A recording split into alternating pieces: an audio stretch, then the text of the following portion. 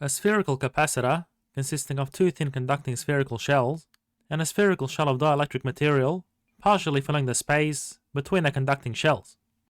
The inner conducting shell has a radius A, and the outer conducting shell has a radius C, and the space between is partially filled, from A to B, with a dielectric material of constant kappa. And the space between B and C is empty. And in part A, we'll determine the capacitance. And what we'll do is solve this using the potential difference method, as we haven't covered how to add capacitors in series at this point. So to get the correct sign, we're going to take the potential difference going from the point of lower potential to a point of higher potential on the inner conductor, which we'll assume is positively charged.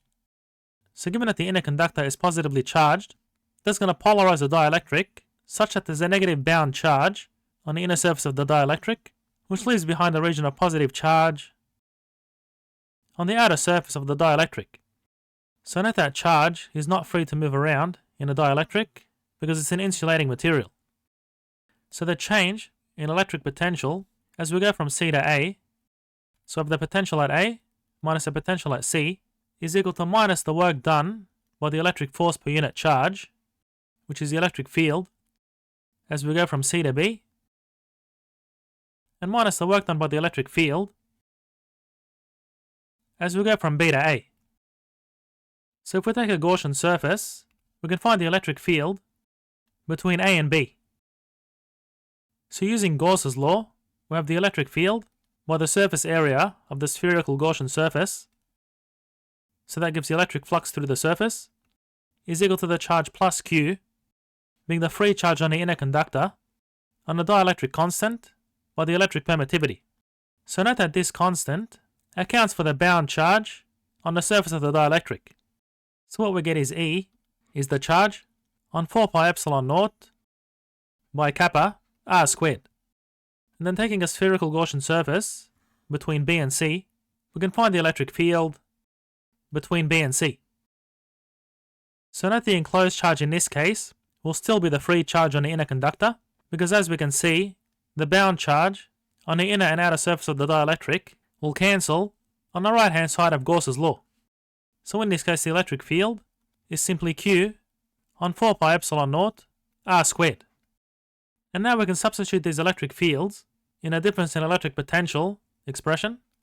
So we have VA minus VC is minus the integral of the electric field going from C to B, which is Q on 4 pi epsilon naught by r squared, integrated from C to B, and minus the integral of the electric field between A and B, so we get Q on 4 pi epsilon naught by kappa r squared, integrated from B to A. And now let's simplify this expression up here. So we get the difference in electric potential, which we'll just call delta V. We'll take the constant outside the integral, so we have minus Q on 4 pi epsilon naught, and the integral evaluates to minus 1 on R, so we get rid of this negative, and end up with 1 on B, minus 1 on C, and a right integral gives a similar expression, so we're going to factor out Q on 4 pi epsilon naught, and we get 1 on kappa, by 1 on A, minus 1 on B. So simplifying this further, we have Q on 4 pi epsilon naught by C minus B on BC, plus 1 on kappa by B minus A on AB. So we have kappa AB in the denominator. And again we can simplify this, so we have Q on 4 pi epsilon naught by kappa AB by C minus B plus BC by B minus A over kappa by AB squared C. And we can see that the B's cancel, and the capacitance is simply the charge on the potential difference between the conducting shells. So let's get rid of this. So the Q's cancel, and we end up with 4 pi epsilon naught by kappa by ABC over kappa A by C minus B plus C by B minus A. And moving on to part B, when the conducting surfaces of the capacitor are connected to a battery with a potential difference V, determine an expression for the stored energy. Well, the stored energy is 1/2 by the capacitance of the square of the potential difference between the shells of the capacitor. So in this case, the potential difference is constant because the capacitor is connected to a battery. So what we get is 1/2 by the capacitance, which gives 2 pi epsilon naught, by kappa ABC on a term in the denominator, being kappa A by C minus B plus C by B minus A. And that's multiplied by the square of the potential difference. And moving on to part C, while the battery is still connected, so the voltage is fixed at the same potential difference, the entire region between the spherical shells is filled with the material of dielectric constant kappa. By what amount has the magnitude of the free charge changed on either conducting shell? Well, using our formula for capacitance, the initial charge is equal to the capacitance by the voltage. So recall the capacitance with the dielectric and the vacuum between was 4 pi epsilon naught by kappa ABC on kappa A by C minus B plus C by B minus A. And multiplying by the voltage gives the initial charge on one of the plates. And the final charge is the new capacitance, which we'll call C prime, where the dielectric fills the entire space, multiplied by the voltage.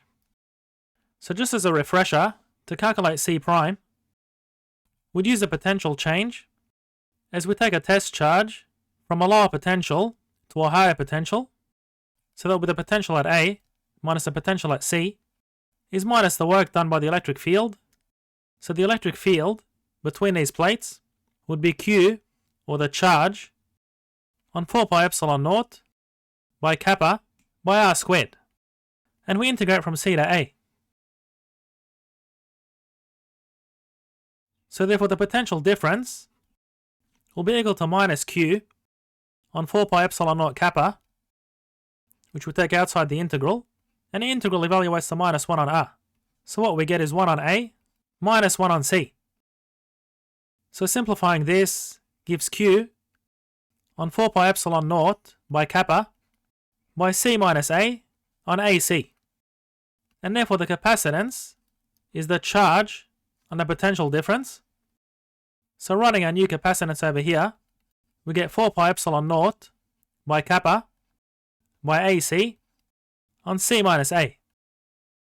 And then multiplying this by the voltage, which is constant, gives the final charge on one of the plates of the capacitor. So that will be the capacitance by V.